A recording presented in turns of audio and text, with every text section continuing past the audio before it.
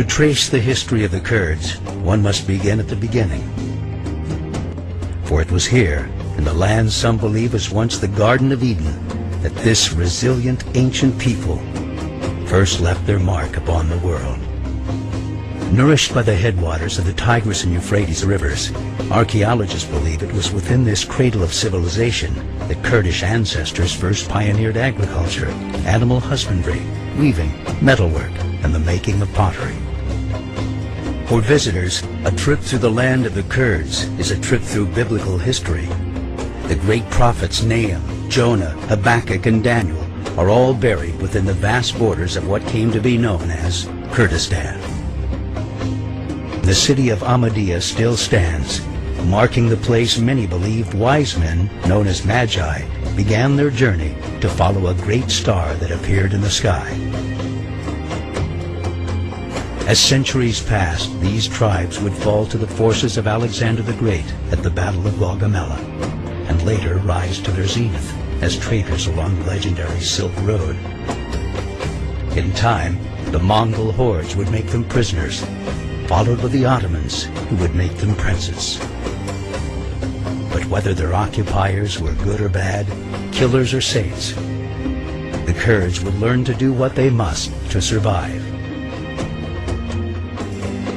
At the end of World War I, the Kurds were finally promised independence, with the dismantling of the Ottoman Empire and the creation of new nation-states. Instead, with the stroke of a pen, Kurdistan was parceled out among Turkey, Syria, Iran, and Iraq. Today, the world's 30 million Kurds, equivalent to the population of Canada, make up the largest ethnic group in existence without a recognized state of their own. We are neither Arabs nor Turks and nor Persians. We are Muslims, but we are a different nation. We have our own language, our own history, and our own folklore and everything.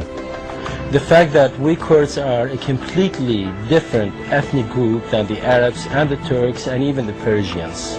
Because of that background and also because of all of the suffering they have seen, they have completely a different mindset. At the time when the central Iraqi regime, before the toppling of Saddam Hussein, was busy with creating weapons of mass destruction, we were busy planting trees and creating new classes at our universities and opening new departments and building centers of education for our children and for our youth. We are trying to build a nation. We are trying to improve the scientific standards of our community. We are trying to spread democracy. We are trying to teach the people how to respect each other and accept the rights of children and women in general. This country is a peaceful country. The people are very, very lovely. I don't think that our region will be a dam between us and another countries and other cultures.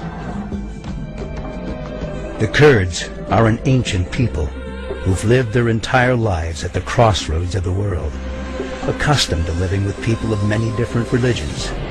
Today, as in the days of old, you'll find in the hearts of the Kurdish people ethnic and religious tolerance.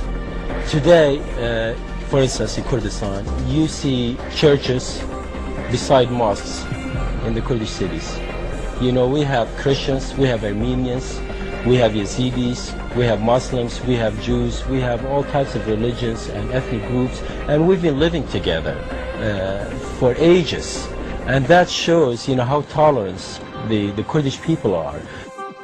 In the cities of Kurdistan, you'll see not only Kurds, but Arabs, Turkmen, Assyrians, Armenians, Chaldeans, Shia, Sunni, all living peacefully side by side, because this is who they are.